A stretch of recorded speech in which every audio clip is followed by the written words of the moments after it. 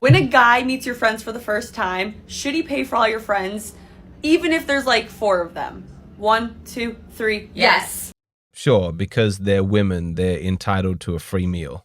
You might think that this kind of sexism and narcissism and entitlement only exists on TikTok, but you're wrong. It also exists on Reddit. I know because I found a real life story where this issue comes up. Listen to this. This story is extraordinary. I, 24-year-old male, and my wife, 24-year-old female, are newlywed couples. My wife has 4 friends who have been really close with since high school. For a celebration, my wife decided to go to an expensive steakhouse. Why, you may ask, would a woman who's on a girls' night out with 4 of her female friends invite her husband to come? Isn't that a weird dynamic? 5 women and 1 man? Well, yes it is, but her motivation is going to become very clear in a moment. The day comes and we go in separate cars there. We all eat and my wife slides the bill, $700 plus, and proceeds to say, the man should always pay for the wife and her friends.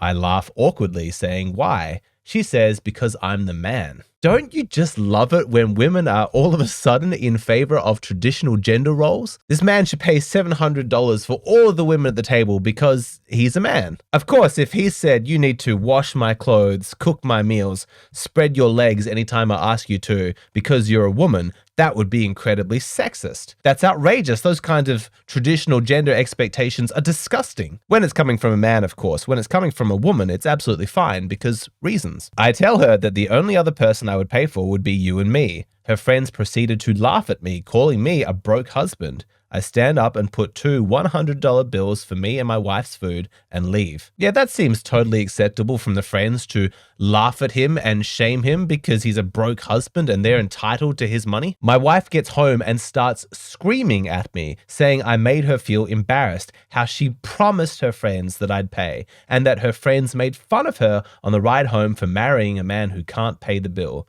I decided to pack a bag and head to my friend's house. Yes. I told my parents/friends and they say that I should have just paid it.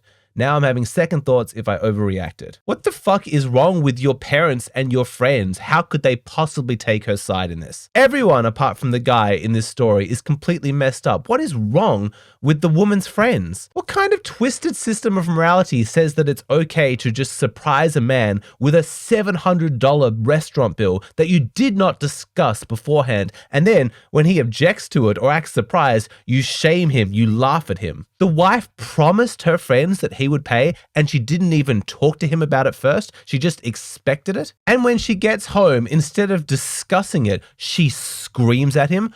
Why do people think that it's okay to resolve conflict and express emotions by screaming at each other? Gentlemen, I don't care if you're in the wrong. If you've made a mistake and it's well-intentioned, that does not give the right for your partner to scream at you. She's an adult. She can talk to you. Do not tolerate women yelling and having tantrums. And the expectation that the man paid the $700 bill because he's a man is so incredibly sexist. That is the wife treating the man as though he is her property. And I thought that feminism taught us that spouses were not meant to do that in a marriage.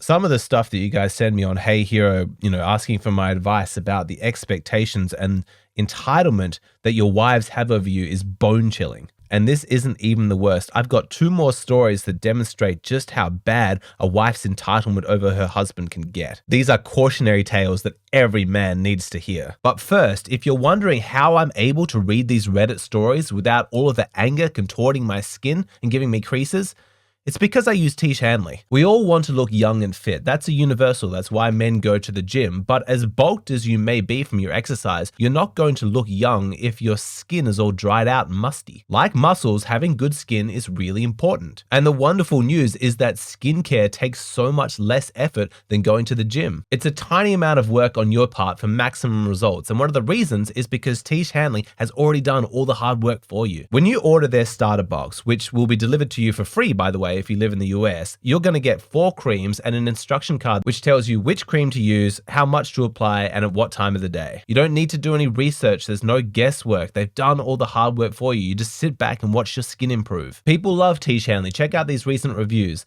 It's a great product to use. The wash is nice to use twice a day.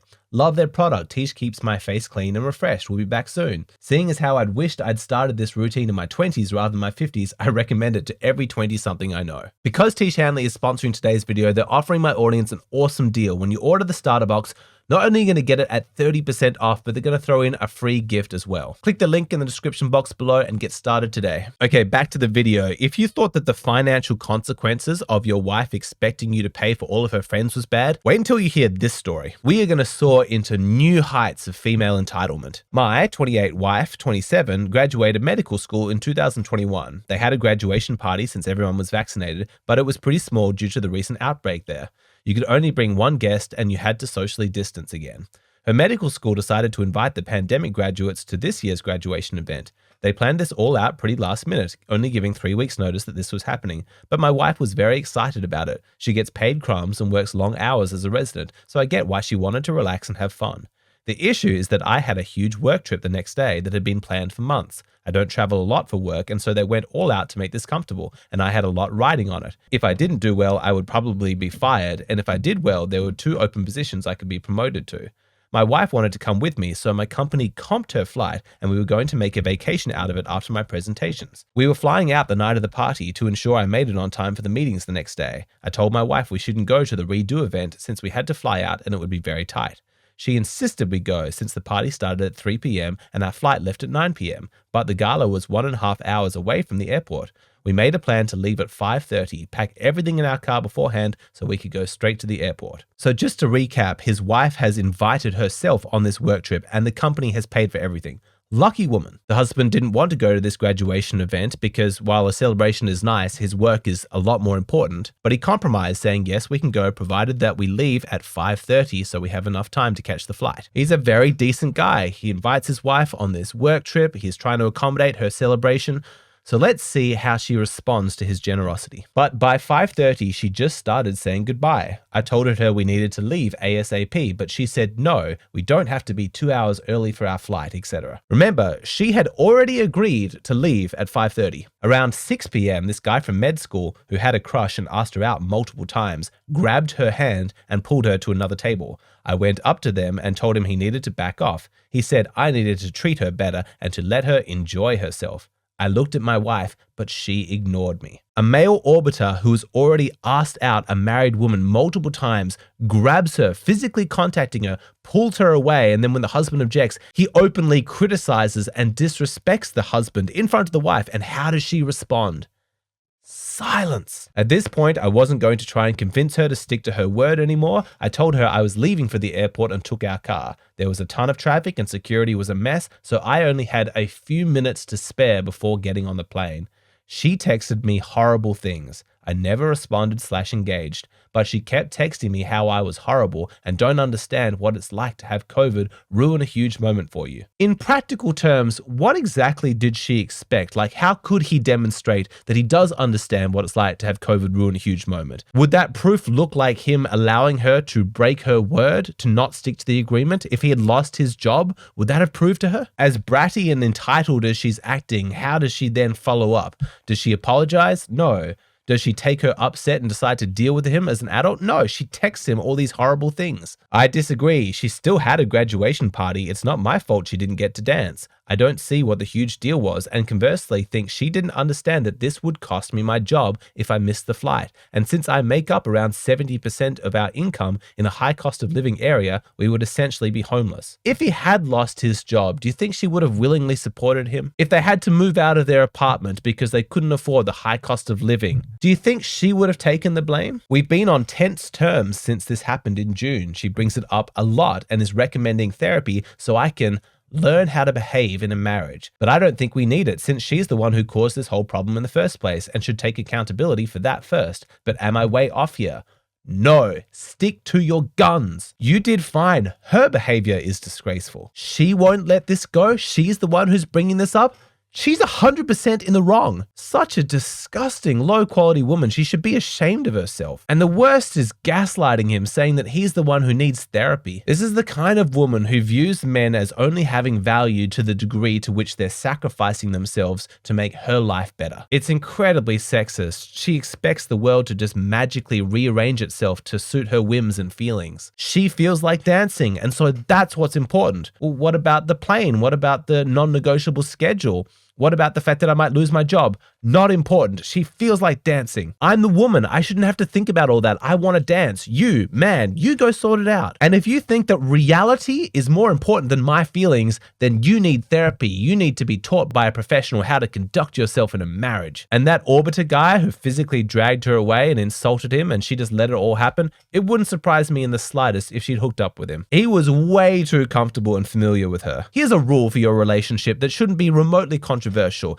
If a man asks your girlfriend or wife out, she's never allowed to talk to him again. Call me sexist, controlling, I don't give a shit. Non-negotiable. She's not allowed to have orbiter men whispering in her ear, telling her that she should leave you. Not okay. And what kind of low-quality woman thinks it's okay to still interact with a scumbag man like that? But believe it or not, we can sink even lower. I've got a final story that's even worse. My husband, 65, and I, 47, have been married for 10 years. All right, right off the bat, 18-year age difference. Let's just make some guesses, some predictions. Who here thinks that this man is going to be poor? After my husband's retirement party, the discussion of wills and inheritance came up. Well, that didn't take long for it to become about finances. Who's surprised? My husband informed me that he's leaving our marital home to his daughter, 30, in his will, which left me completely blindsided and shocked. I am aware that due to our significant age difference, I will most likely outlive husband by many years and will probably have to spend the last decades of my life alone. So I was really upset, but also angry to learn that I will most likely be kicked out of our house after my husband's death and left homeless. My husband explained to me that I knew the house belonged to his late wife, who inherited it from her parents, and that I couldn't possibly expect him not to leave the house to their daughter. So just to recap, this house belonged to his deceased wife's parents, who left it to their daughter, and now he's leaving it to his daughter, his deceased wife's daughter. But for some reason, this new wife feels like she deserves the house more than his daughter. Let's find out why. I replied that the house now belongs to him, and as his wife, I have a right to my marital home, and it's not fair that I will be kicked out of our home after I spend so much time and effort redecorating it and making it my own, and become homeless after his death because I am a housewife and have nowhere else to go. He has an obligation to ensure my financial safety after his death. He said that it will be incredibly unfair to his daughter and his late wife if I inherit the house, and his wife would never have wanted that. She feels entitled to his deceased wife's house because she spent time redecorating it. Oh boy, some people. His wife died unexpectedly at a relatively young age before she got around to making a will, so my husband automatically got the house as per inheritance laws. He also explained that I am the sole beneficiary of his life insurance and any savings left will be equally divided between me and his daughter.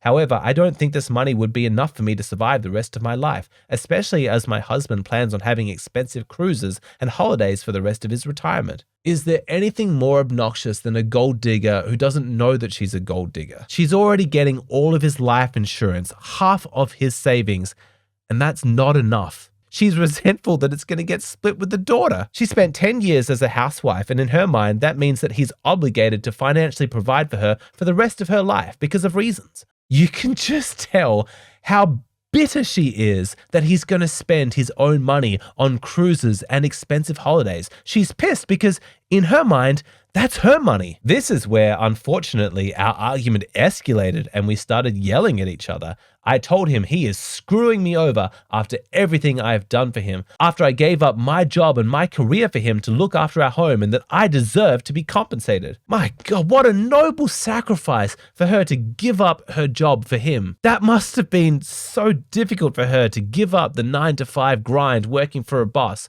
in order to go and be a housewife for him. What a sacrifice. Like she said, she deserves to be compensated. He retorted that he never asked me to become a housewife, and it was completely my own choice, that I knew the risks and benefits and made an informed choice, and that he will be leaving a reasonable inheritance, and if I am not happy with it, I should go back to work.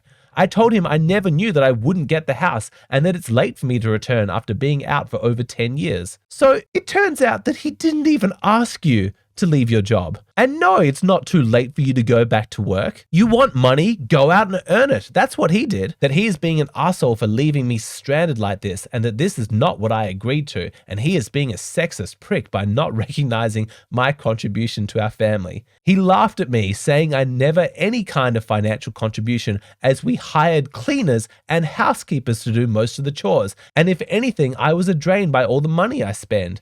Honestly, at this point, I was so enraged and in tears, I screamed at him that he's been completely cruel to me and locked myself in the guest room. Her contribution.